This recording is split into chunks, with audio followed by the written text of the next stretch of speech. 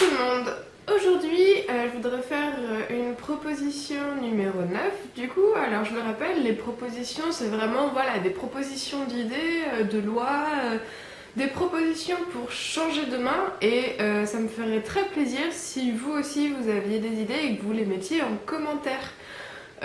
Pour qu'on ait un échange, pour qu'on ait un débat et pour qu'on réinvente demain ensemble, parce que c'est ensemble qu'on va vivre demain. Voilà, donc proposition numéro 9, ne plus du tout utiliser de pesticides. Alors, je me rends bien compte qu'aujourd'hui, il y a énormément de plantes que l'on produit qui sont devenues dépendantes aux pesticides à force d'avoir été plantées comme ça. Je pense surtout notamment au blé. Le blé a tellement été modifié génétiquement et tellement été poussé avec des pesticides au fur et à mesure des décennies que maintenant, le blé ne pourrait plus du tout pousser sans pesticides. Alors du coup, je le rappelle par la même occasion, le rôle des pesticides. Les pesticides sont là pour tuer les indésirables, c'est-à-dire les petites bêtes qui pourraient potentiellement manger les récoltes et par la même occasion, ça tue un peu tout le reste aussi. Il y a pas mal d'endroits où les pesticides sont utilisés en masse. Et en fait, dans ces endroits-là, la plupart du temps, le seul truc qui pousse, c'est les plantes génétiquement modifiées pour résister aux pesticides et tout ce qu'il y a autour, ça meurt.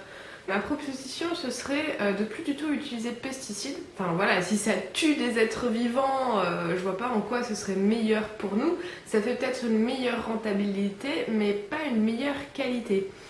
Et afin de proposer une alternative, parce que c'est bien beau de dire on n'utilise plus de pesticides, mais afin de proposer une alternative au fait qu'on n'utilise plus de pesticides, déjà on pourrait réduire la taille des champs, en faire plus de petits champs.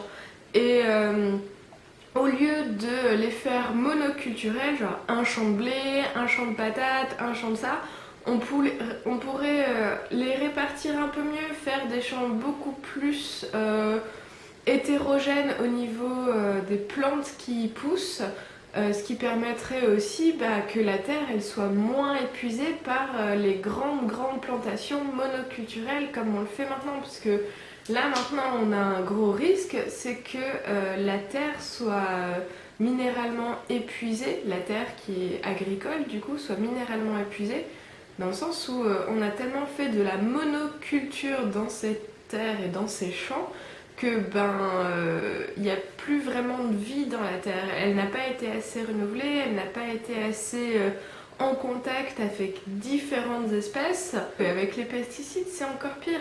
Du coup, on n'utiliserait plus du tout de pesticides, mais on ferait des champs un peu plus petits et plus hétérogènes dans ce qu'on fait pousser à l'intérieur, un peu à la mode permaculture.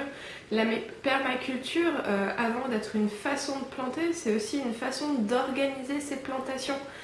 Et je pense que si on prenait les mêmes tailles de champs qu'on a actuellement et au lieu d'y planter uniquement une seule plante, on pourrait y planter un peu de ci, un peu de ça, faire des plantations très hétérogènes afin que les plantes se vitalisent les unes entre les autres, parce qu'il y a certaines espèces de plantes qui s'aident à pousser mutuellement, il faut le savoir, et aussi pour que le sol soit beaucoup plus enrichi et plus facilement, grâce à l'hétérogénéité de toutes les plantes.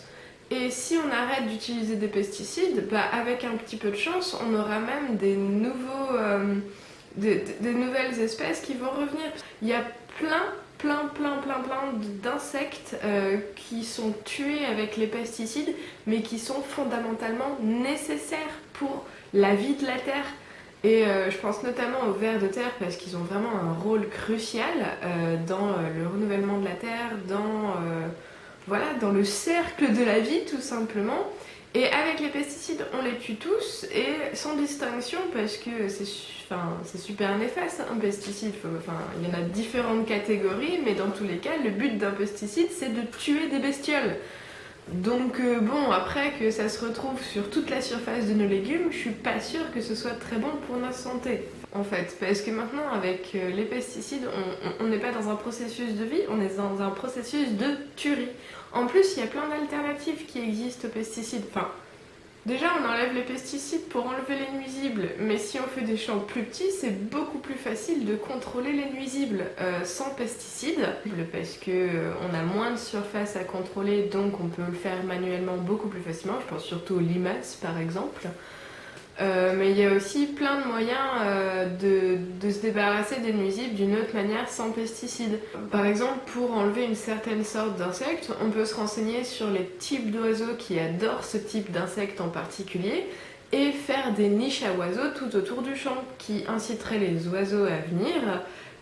Ils se sentiraient les bienvenus et du coup ils seraient encore plus contents parce qu'ils pourraient se régaler avec les insectes qu'il y a dans le champ sans forcément pour autant manger les fruits puisqu'ils seraient rassasiés avec ce type d'insectes.